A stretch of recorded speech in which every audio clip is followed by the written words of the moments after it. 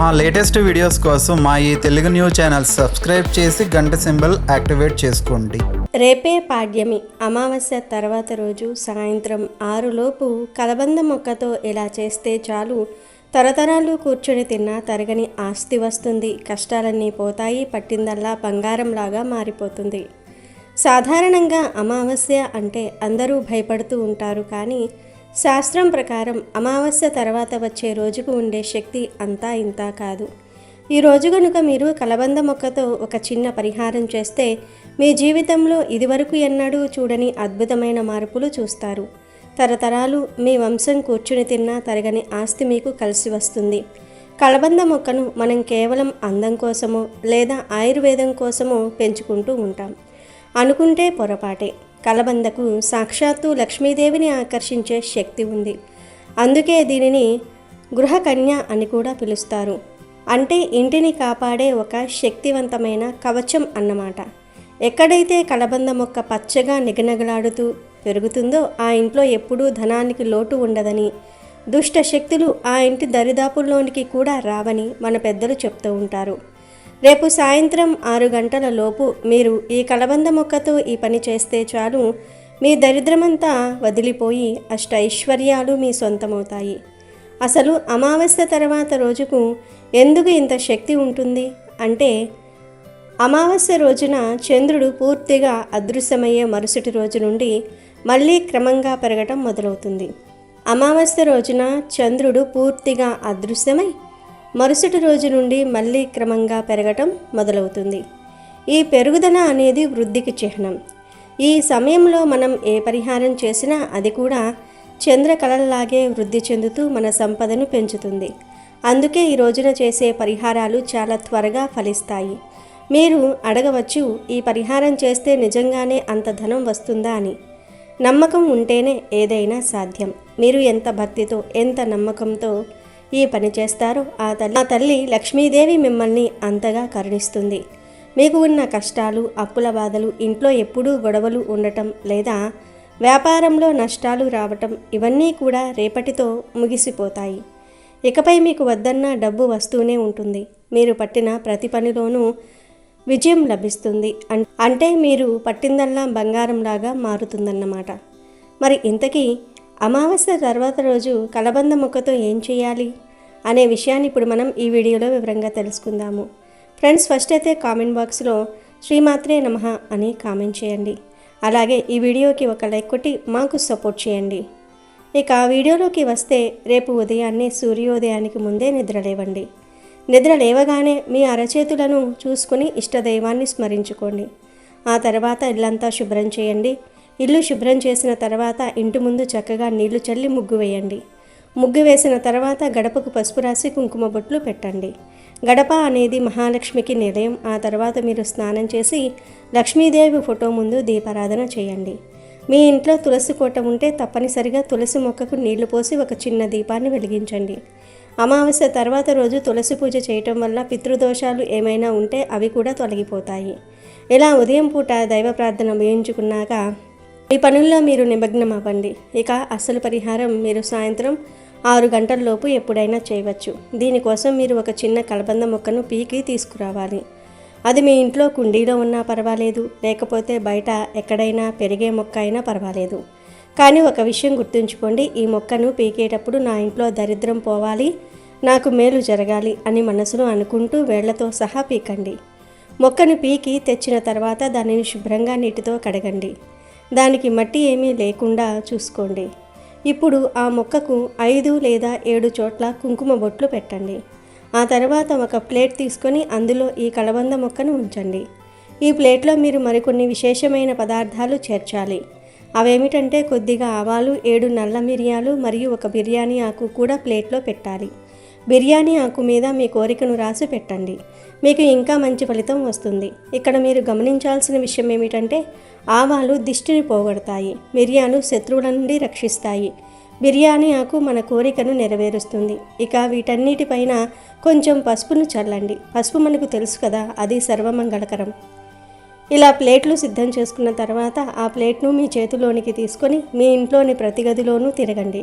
మీ bedroom, hall, వంటగది ఇలా ప్రతి మూలకు ఆ ప్లేట్లోని కలబంద మొక్కను చూపిస్తూ తిరగండి. ఇలా చేయటం వల్ల మీ ఇంట్లో ఏ మూలన ఏ నెగిటివ్ ఎనర్జీ ఉన్నా లేదా ఎవరిదైనా కంటి దృష్టి పడినా అవన్నీ ఆ మొక్క పీల్చుకుంటుంది.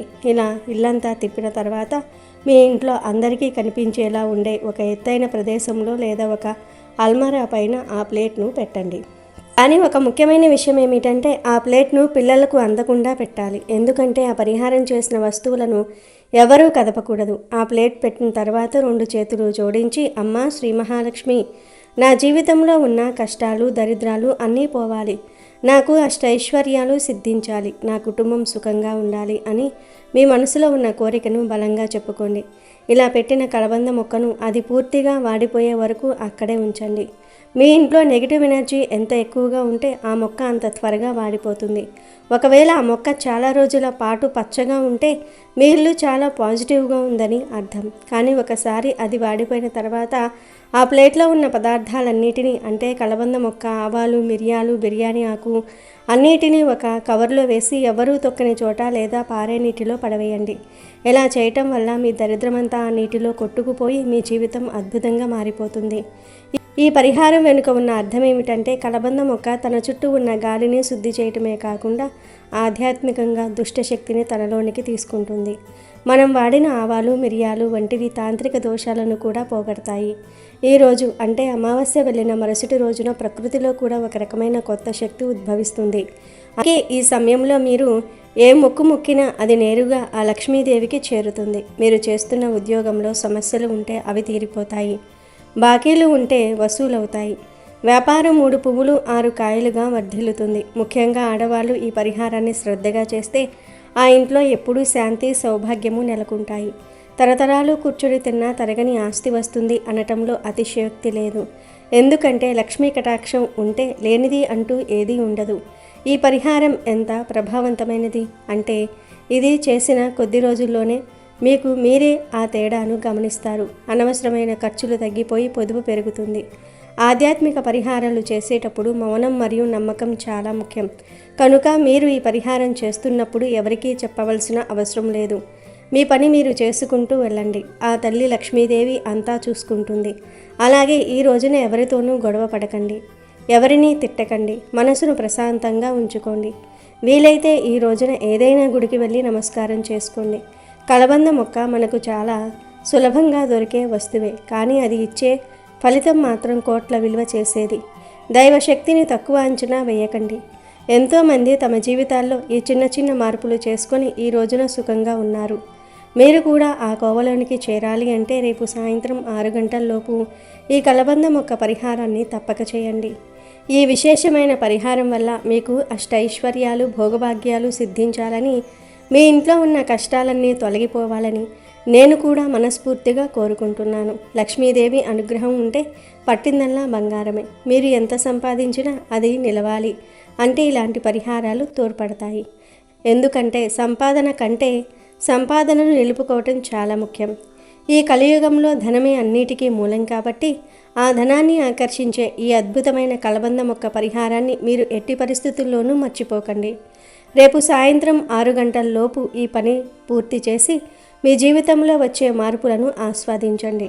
ఒకవేళ మీ ఇంట్లో కలబంద మొక్క లేకపోతే ఇప్పుడే ఎక్కడైనా సంపాదించుకోండి. ఎందుకంటే ఇలాంటి తిథులు మళ్ళీ మళ్ళీ రావు.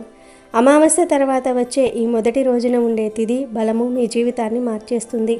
మళ్ళీ ఒక్కసారి గుర్తు చేస్తున్నాను. ఉదయాన్నే ఇల్లు శుభ్రం చేయటం, ముగ్గు వేయటము, గడపకు పూజ చేయటం, తులసి కోట దగ్గర దీపం పెట్టడం ఇవన్నీ మీరు చేయవలసిన కనీస ధర్మాలు. ఆ తర్వాత ఈ కలబంద పరిహారం చేయండి. అప్పుడు ఫలితం రెట్టింపు అవుతుంది. ఈ సమాచారాన్ని మీ ఫ్రెండ్స్కి బంధువులకు కూడా షేర్ చేయండి. ఎందుకంటే ఒక మంచి విషయాన్ని 10 మందికి పంచడం వల్ల మనకు కూడా పుణ్యం వస్తుంది. రేపు గురువారం, అమావాస్య తర్వాత రోజు, చాలా మంచి రోజు గనుక రాత్రికి బెల్లంతో ఇలా చేయండి. లెక్కలేనంత డబ్బు వస్తుంది. ఇల్లంతా డబ్బుతో నిండిపోతుంది. ఇక డబ్బు వస్తూనే ఉంటుంది. లక్ష్మీదేవి మీ ఇంట్లో తిష్ట వేసుకుని కూర్చుంటుంది. మీకు కావాల్సినంత ఐశ్వర్యాన్ని ఇస్తుంది. కాబట్టి అమావాస్య తర్వాత రోజున బెల్లంతో తప్పనిసరిగా ఈ పరిహారాన్ని చేయండి. ఇలా చేయటం వలన ధన సమస్యలన్నీ కూడా పోతాయి, అప్పులు తీరిపోతాయి, మీరే అప్పులిచ్చే స్థాయికి వెళ్తారు. మీ సంపాదన పెంచుకోవడానికి కూడా ఈ బెల్లం పరిహారం ఉపయోగపడుతుంది. 4 వైపుల నుండి డబ్బు వస్తుంది కనుక నమ్మకంతో ఈ బెల్లం పరిహారం చేసుకోండి. ఖచ్చితమైన ఫలితాలు వస్తాయి. దైవ అనుగ్రహం కలుగుతుంది. ఇబ్బందులన్నీ కూడా పోతాయి. మంచి రాజయోగం పడుతుంది. అద్భుత ఫలితాలు వస్తాయి. మరి అమావాస్య తర్వాత రోజున రాత్రికి బెల్లంతో ఏం చేయాలి అనే విషయాన్ని ఇప్పుడు మనం ఈ వీడియోలో వివరంగా తెలుసుకుందాము. అంతకన్నా ముందు లక్ష్మీదేవిని పూజిస్తే ఎటువంటి ఫలితం వస్తుందో తెలిపే కథను విందాం. ఫ్రెండ్స్, ఫస్ట్ అయితే ఈ వీడియోకి ఒక లైక్ కొట్టండి. అలాగే మా ఛానల్ని కూడా సబ్స్క్రైబ్ చేసుకొని మాకు సపోర్ట్ చేయండి. ఇక కథలోనికి వెళ్తే, పూర్వం రామయ్య సీతమ్మ అనే దంపతులు రామాపురంలో నివసిస్తూ ఉండేవారు. వారు ధనవంతులు. రామయ్యలో గర్వం, అహంకారం ఏమాత్రం ఉండేవి కావు. సీతమ్మ కూడా భర్తకు అన్ని విధాలా తగినది. లక్ష్మీదేవి అంటే వారికి భక్తి ఎక్కువ. అందుచేత వారు ప్రతిరోజు తప్పకుండా లక్ష్మీదేవిని పూజిస్తూ ఆరాధిస్తూ ఉండేవారు. వారికి గోపాలం అనే కొడుకు ఉండేవాడు. ఒక్కడే కొడుకు కావటంతో అతన్ని గారాభంగా పెంచసాగారు. గోపాలం కొంతకాలానికి పెద్దవాడయ్యాడు. ఆ సమయంలో ఒకసారి సీతమ్మ రామయ్యతో, ఏమండి, మన వాడికి పెళ్లి చేస్తే బాగుంటుంది కదా, ఇంటి పెత్తనం వాడికి వదిలేసి మనం కృష్ణారామ అంటూ విశ్రాంతి తీసుకోవచ్చు, ఈ సంగతి ఆలోచించండి అన్నది. అందుకు రామయ్య సరేనన్నాడు. ఇక గోపాలం కోసం పెళ్లి సంబంధాలు చూడటం మొదలుపెట్టారు. ఆ రామాపురం ఊరికి సమీపంలో ఉండే గ్రామంలో సంబంధం కుదిరింది. కొడుకు గోపాలం పెళ్లి చేశారు. కోడలు పేరు గజలక్ష్మి. కొత్త కోడలు కదా అని సీతమ్మ కోడలితో ఇంట్లో ఎలా నడుచుకోవాలి, ఏ పనులు చేసుకోవాలి, పెద్దలతో ఎలా మెలకువతో మసులుకోవాలి అని ఆ పద్ధతులన్నీ కూడా బోధించసాగింది. ఒక రోజున సీతమ్మ కోడలితో, చూడమ్మా, లక్ష్మీదేవి మన ఇంటి ఎలవేల్పు, నీవు ప్రతిరోజు లక్ష్మీదేవిని పూజించటం మర్చిపోకు అని వివరాలు చెప్పి ఇంటి పెత్తనం మొత్తం ఆమెకు వదిలిపెట్టి ఓ పక్కన పాకలో విశ్రాంతి తీసుకోసాగారు వృద్ధ దంపతులు. అలా కొన్ని రోజులు గడిచాయి. గజలక్ష్మి గయ్యాలిదని మొదట ఎవ్వరికీ తెలియదు. అత్తామామలు బోధించిన పద్ధతులు ఆమెకు ఏమాత్రం నచ్చలేదు. ఇంట్లో కసువు ఊడ్చటం కానీ, ఇంట బయట ముగ్గులు వేయటం కానీ, లక్ష్మీదేవిని పూజించటం కానీ పూర్తిగా మానేసింది గజలక్ష్మి. పేరుకు గజలక్ష్మి, కానీ లక్ష్మీదేవిని పూజించే మంచి మనసు ఆమెకు లేనేలేదు. గయ్యాలి అయిన గజలక్ష్మి అత్తామామలు 3 పూటలు తిని ఊరికే కూర్చోవటం సహించలేకపోయింది. ఎలాగైనా అత్తామామలను ఇంటి నుండి తరిమివెయ్యాలని ఆమె ఉద్దేశం. ఆ కారణంగా ఆమె ఇంట్లో పనులు ఏవీ చేయకుండా మంచంపై కూర్చోవటం మొదలుపెట్టింది. రోజు భార్య చేష్టలు కనిపెట్టి చూస్తున్న గోపాలానికి ఇదేమీ అర్థం కావటం లేదు. గజలక్ష్మి చక్కని చుక్క. ఆమె అందానికి ముగ్ధుడైన గోపాలం భార్యను ఎదిరించలేకపోయాడు. తన భర్త తను చెప్పినట్లు చేస్తాడని, తన మాట జవదాటడని తెలుసుకున్న గజలక్ష్మి ఈసారి అందరి ముందు తన గయ్యాలితనాన్ని ప్రదర్శించింది. ఒకరోజు గజలక్ష్మి అత్తమామల్ని పిలిచి, అత్తగారు, మీరు కసువు ఊడ్చి అంట్లు తోమండి, మామయ్య మీరు ఈ సామానంతా తీసి ఆ గదిలో పెట్టండి అని చాకరీ అంతా వాళ్ళిద్దరినీ చేయమని పురమాయించసాగింది. కోడలి ఆజ్ఞ వినగానే రామయ్య సీతమ్మ ఆశ్చర్యపడ్డారు. కోడలి గయ్యాలితనం తెలుసుకొని వాపోయారు. చూడమ్మా, నీవు వస్తే అధికారం నీకు అప్పగించి మేము హాయిగా విశ్రాంతి తీసుకోవాలనుకున్నాం. నీవు ఇలా చేయటం పద్ధతి కాదు అన్నారు వృద్ధ దంపతులు. కానీ గయ్యాలి కోడలు గజలక్ష్మి ఎవరి మాటలను లెక్కపెట్టడం లేదు. ఆనాటి నుంచి అత్తమామల మాటలకు ఎదురు చెప్పటం, సూటిపోటి మాటలు అనటం, తిట్టటం సాగించింది గజలక్ష్మి. ఈ సంగతిని కొడుకుతో చెప్పారు తల్లిదండ్రులు. అందుకు గోపాలం భార్యను ఏమీ అనలేకపోయాడు. ఇదే మంచి సమయం అనుకున్న కోడలు అత్తామామలను ఇంట్లో నుంచి వెళ్ళగొట్టింది. రామయ్య సీతమ్మ కోడలి పోరు భరించలేక ఎటో వెళ్ళిపోయారు. గజలక్ష్మి ఆనాటి నుంచి లక్ష్మీదేవిని పూజించటం మానేసింది. ఇంట్లో శుభ్రత లేదు. ఉన్న సంపద రోజురోజుకు తరుగుతూ కొంతకాలానికి పూర్తిగా హరించుకుపోయింది. చివరికి తినడానికి తిండి కూడా కరువయింది. ఆ కారణంగా అప్పుల పాలయ్యారు. గోపాలం ఇల్లు అమ్మి అప్పు తీర్చాడు. ఉండడానికి ఇల్లు, తినడానికి తిండి, కట్టడానికి బట్టలు లేక కరువు కాటకంతో గోపాలం గజలక్ష్మి ఆ ఊరు విడిచి వెళ్ళారు. అలా వెళ్ళిన వారు పొరుగురిలో ఒక ధనికుని ఇంట చేరి వారింట్లో పనిచేసి జీవించాలని ఆ ఇంటి వాకిట్లోకి వెళ్ళారు. ఆ ఇల్లు ఎంతో శుభ్రంగా ఉంది. ఇంటి బయట అందంగా ముగ్గు వేయబడి ఉంది. ఆ వైపున లక్ష్మీదేవి ఆలయం కూడా ఉంది. ధనవంతుని భార్య రోజు లక్ష్మీదేవిని పూజిస్తూ ఉంటుందని తెలుసుకున్న గజలక్ష్మి అసహించుకుంది. ఇంట్లో నుంచి ధనవంతులైన భార్యాభర్తలు వచ్చి చూసి ఆ వచ్చిన వారు ఎవరో తెలుసుకుని కళ్ళనీరు పెట్టుకున్నారు. ఆ ధనవంతులు ఎవరో తెలుసుకున్న గజలక్ష్మి గోపాలం వారికి ముఖం చూపించలేక తల వంచుకున్నారు. ఎందుకంటే ఆ దంపతులు ఎవరో కాదు, రామయ్య సీతమ్మ. అప్పుడు రామయ్య సీతమ్మ గజలక్ష్మిని, గోపాలాన్ని లోపలికి రండి, ఎందుకు ఇక్కడ నిల్చున్నారు అన్నారు. దానికి గోపాలం, అమ్మా నాన్న నన్ను క్షమించండి, నేను మిమ్మల్ని అన్యాయం చేశాను అని తల్లిదండ్రుల పాదాలకు మొక్కాడు. అప్పుడు గజలక్ష్మి అత్తమామలతో, మీరు చెప్పిన విధంగా చేయక తీరని ద్రోహం తలపెట్టాను. నా గయ్యాలితనం మీకు అష్టకష్టాలు కలిగించింది. ఇలా చేసినందుకు నన్ను క్షమించండి అని అత్తమామలను భక్తితో పూజించి వారు బికారులైన సంగతి చెప్పింది. ఆ తర్వాత అత్తమామలను మీరు ధనవంతులుగా ఎలా అయ్యారు అని అడిగింది. అందుకు సీతమ్మ, చూడమ్మా, నీవు లక్ష్మీదేవిని పూజించక ఇంటిని అశుభ్రంగా ఉంచావు. అందుచే లక్ష్మీదేవి ఇంట్లో ఉండడానికి ఇష్టపడలేదు.